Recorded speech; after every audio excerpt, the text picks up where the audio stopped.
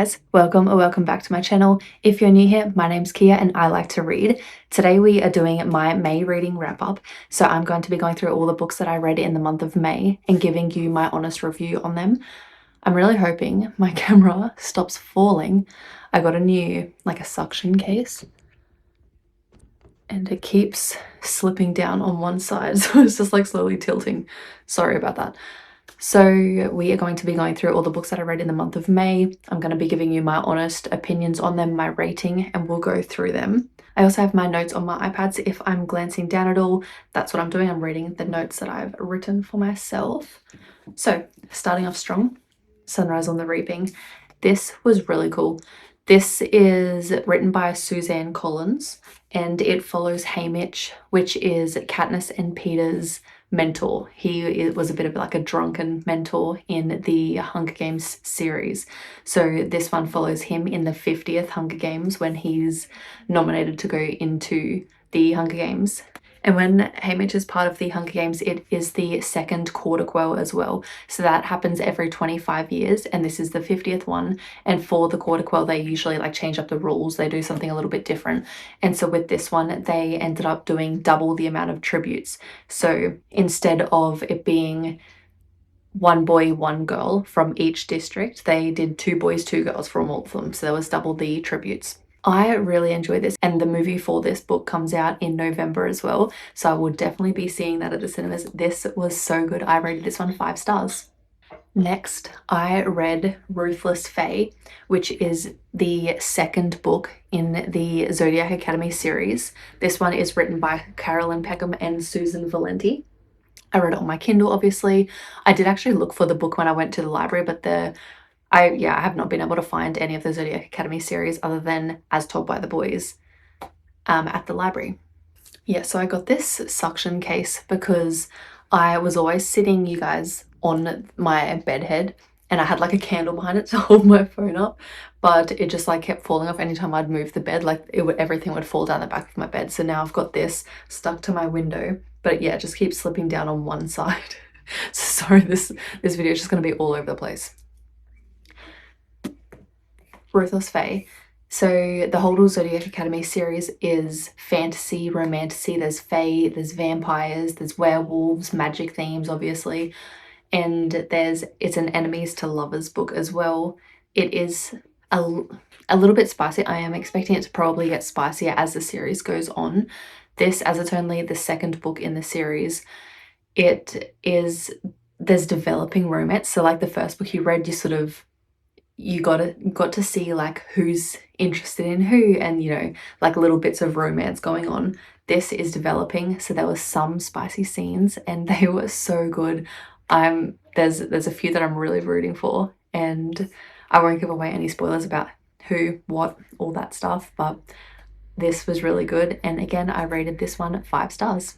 Next, I read The Stone Witch of Florence by Anna Rash. This is a standalone series.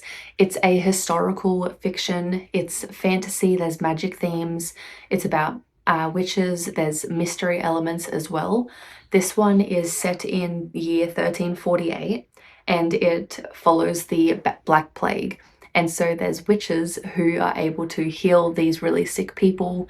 They also don't get sick with the plague either. So like while a lot of their friends and family are dying around them, the witches usually like they're staying healthy. They're not getting sick at all. When word gets around that the witches like can heal people, they then get condemned as witches and banished from their town. I did enjoy it. I only rated it a 2 stars because it was quite difficult to read. So as it's based in Italy, all of the places have Italian names, the people have Italian names. And so as like I only speak English, so like as I'm reading it, it's not like flowing as easily because I have to like keep stopping on certain words and names, trying to like sound out how it would be pronounced, and so it sort of just stops you being able to read quickly and just absorbing everything. It made it quite hard to follow this and read it. I also found it to be very slow getting into it. A lot of this book I kind of had no idea what was going on.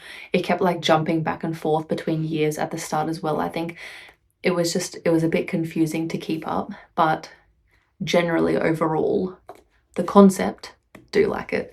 But yes, I did rate this one a 2 stars. Then I read The Night and the Moth by Rachel Gillig. I loved this book so much. This was really cool. So this is the first book in the Stonewater Kingdom series. I believe it's going to be a duology. The next book should be coming out in September, and I'm so excited to read that one.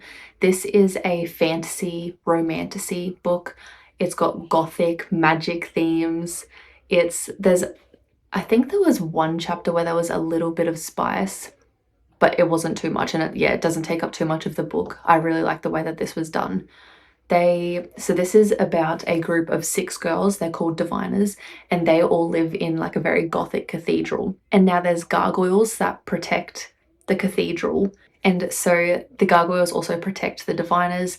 The diviners dream, so they get put into water and they essentially drown, but while they're drowning, they are also like dreaming up the future, like they can see the future. They get visions from the omens, so there's 6 omens as well, and it sort of shows, you know, whether it's going to be a good future or a bad future for whoever they're dreaming for. So for example, the king would come in, and then one of the diviners will be drowned to dream for the king. Whatever the omens predict, the diviner can then pass the information on to let them know if their future is good or bad. Then a knight in shining armor named Rory comes along. Female main character in this. So diviner number 6, her actual name is Sybil. She gets taken away by this knight, and he shows her like a town nearby, and the diviners typically aren't allowed outside of their cathedral for the 10 years that they're serving. And he takes her away with all the other diviners. They have a night out, and then she just realizes that's the life that she wants to live, and then she just starts to see more and more things. She hears about some things, and then he is basically helping her escape. Don't want to give too much away. This is a really good, really gothic themes, and I love it. It's so cool. And her gargoyle, Bartholomew, oh my god, he's so funny. There's just anything he says that it was so funny. If I owned this book, I would go through and I would highlight so much. Like so many pages in this book, which was so funny. The things that Bartholomew says, hilarious. He's so cute. I rated this book a 5 stars. Then the last book that I read for the month was Dragon Rider by Taran Matharu. This book is the first book in the Soulbound Saga series. I believe it's going to be a trilogy. The second book is already out, and the third book is expected to be published in November. This is an epic fantasy. It's got dragons, obviously. It's all about dragons and magic themes. Now, the start of this book, it was very slow. I would say I got a good halfway in before I actually got invested in this story. It's very slow. A lot of the time I was a bit confused and I didn't really know what was going on. Once I actually got into it and I, figured out what's happening, I did really start to enjoy this. So it's about Jai. He's the MMC, and Jai is a royal hostage as his father led a rebellion, a failed rebellion. So he was captured and he was made a hostage. He looks after one of the older emperors, and he hears a lot of stories from him about, all the wars. He was a warrior, the dragons, the magic, all that sort of stuff. So he never expects to have anything to do with it. But one day Jai escapes and he finds himself bound to a little baby dragon, and he calls her Winter. She is all white with piercing blue eyes. She sounds so cute. And he's trying to find safety for him and Winter. And so he is trying to seek revenge on Titus, which is the new prince who murdered both of his brothers. Sorry if that is a spoiler. But he is, trying to seek revenge on them. They are just very corrupt. And so he wants to make things right. This does end on a cliffhanger, so things are a bit up in the air at the moment. I will need to get the next book to know what happens, and I will definitely be reading the next one. This book I rated a 3 stars. Really good, and I'm expecting the next 2 books to be even better than this one. So much for watching today's reading wrap up for the month of May, guys. I really enjoy posting these videos. I love the challenge. So each month when I set myself the amount of books to that I'm planning on reading, it's a fun little challenge and I love it. I love reading. I love escaping into a different realm. It's just so fun to me. So there was one other book that I had on my TBR for May and I didn't get to it. It was my secret book and I still won't tell you guys what it is, but I am planning on having that one in my next reading wrap up because I am about halfway through that book now. There was just a lot going on last month and I had so many books to read and not enough time. I do work full time, so it does make it a little bit more difficult. As always, I will see you guys in the next one. My next video is going to be my June TBR. I can't believe we're already halfway through the year. This is crazy. It's going so quickly, but I will be posting that one next week and I will see you guys then. If you enjoyed this video, please feel free to give it a thumbs up, leave a comment down below if you have any suggestions for me on any books that you would like to see me read and review, and I will see you in the next one. Thanks guys. Bye.